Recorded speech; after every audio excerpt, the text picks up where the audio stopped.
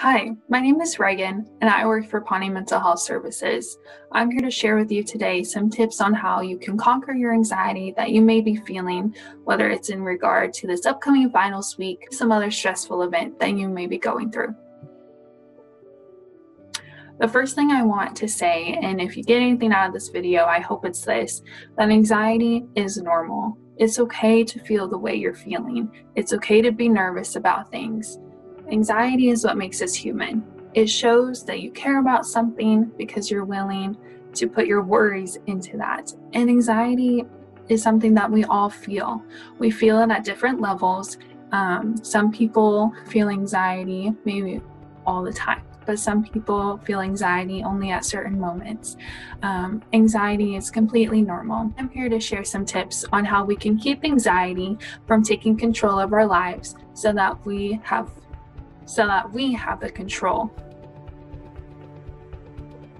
The first step in doing this is to be proactive. We need to make sure that we're doing the things we need to do to help make sure that stressful situation isn't as stressful as it could be. The first step in doing this is creating goals. Now, in regard to school, this can look like creating a goal for each class, how you want the outcomes to be. Maybe you're struggling with catching up on assignments, and so you're stressed about that. So creating a goal about the specific thing that you want to accomplish is a great way not only to give you motivation, but to also track your progress. And then from that goal, we'll step back and we'll create a plan and how we can reach that goal. And in this plan is all about being intentional and being prepared for that end result. Now, this can look like studying for a test, practicing for our presentations, researching, spending time actually looking for our resources before writing essays. At this time, when you're creating your plan, you can delegate when you're going to study, when you're going to practice. When do you want a rough draft done? When do you want your final cut to be finished? Having this plan is helpful because you're not struggling at the last minute. You're not forgetting last minute things. You're not letting procrastination win. Also, you have plenty of time to look through these things. So then if you do have questions or concerns about stuff, you have plenty of time to reach out to your teacher. Well, when you procrastinate and start things at 11 when they're due at 11:59 that night, you're going to struggle to get things done and in the way that they should be. The last step of being proactive is to do intentional self-care. And this looks like your physical self-care, taking care of your body, taking showers, eating the food that you should eat, and drinking what you should drink. Now, when we're in stressful situations, we like to just snack on things because we think we don't have time for a meal. We like to drink a lot of coffee or a lot of pop or maybe energy drinks if that's your kind of thing. And we're not doing the things that will actually help us in that moment and in the future. So taking time, maybe it's a part of your break, but taking time to go get a meal that's healthy and good for you, making sure you have a water bottle with you at all times so that you can drink water throughout the day, making sure if you do have snacks that they're healthy and they're not just a bunch of candy. Some candy's fine, that's what I did as well, but you can't have sugar only in your body.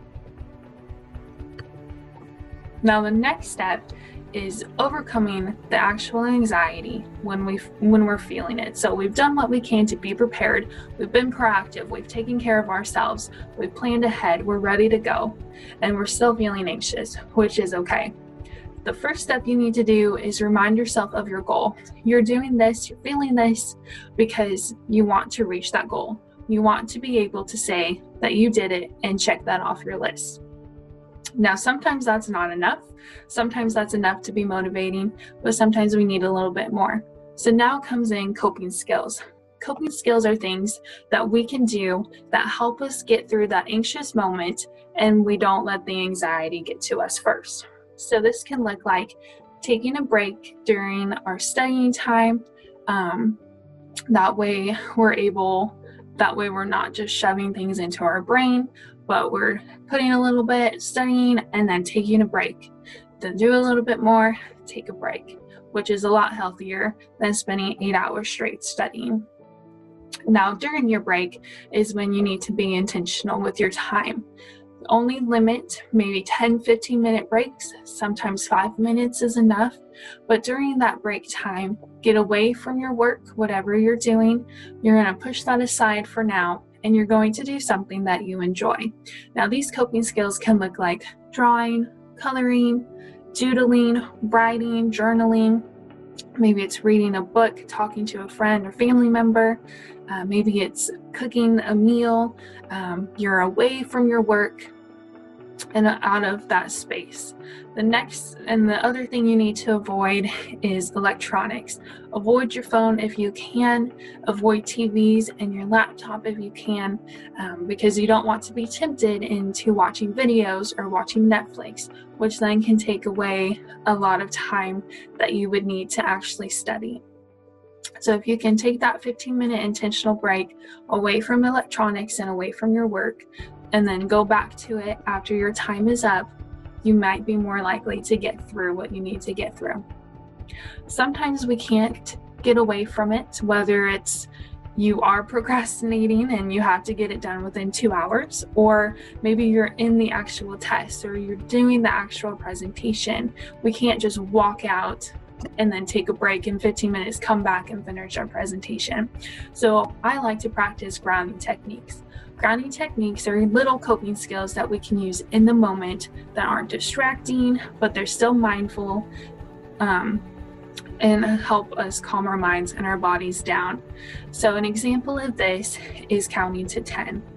Put your pencil down, take a break, close your eyes and count to 10. That's a 10-second break. You're not doing your work and you're not needing to be removed. Another grounding technique is focusing on your deep breathing. While you're deep breathing, you can practice the counting to 10. You can practice counting down from 10 or your ABCs.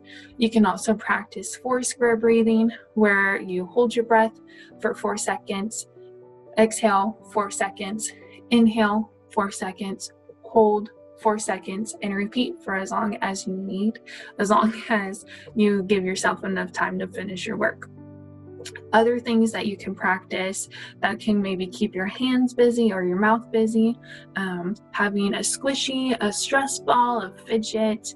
Maybe if you're at home, having a pillow that you can squeeze. Those are great things. So then you're releasing some of your energy into that object. Having gum in your mouth is really great as well, if you can. Other things that you could do that don't involve objects, you can rub your fingertips together.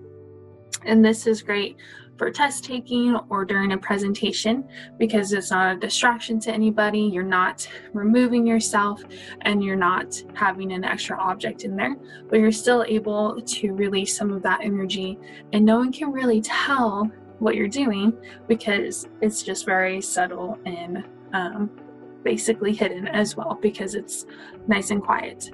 That's one of my favorites to do if I don't have a fidget to hold. Now, sometimes during the preparation phase and sometimes during the test, we still can't handle it, which is okay. However, I do encourage you to be as proactive as you can so that it doesn't get to this point.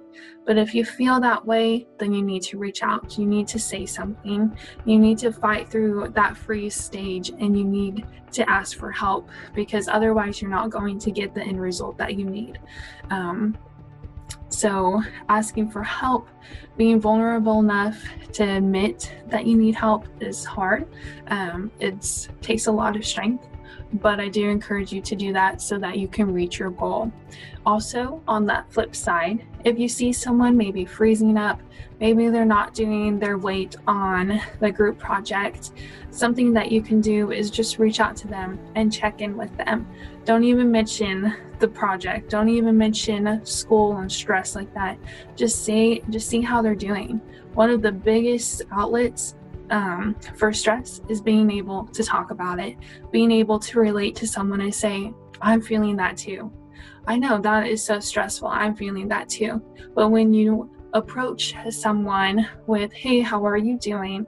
or hey, how's today going? You leave that open-ended, and you give the power to them, and they're able to tell you what they're comfortable with. So I encourage you to reach out whether you're feeling it, and also reach out if you see someone feeling it as well. But if no one else says it, I want to say that I'm proud of you, and after this week, you're gonna be able to say that you made it through a whole semester of COVID-19 and you're able to reach your goals. And that is really awesome and inspiring, and that should be a lot of motivation for you as well. So like I said, if you need anything, reach out. Anxiety is normal, and you're gonna do great. Have a great week.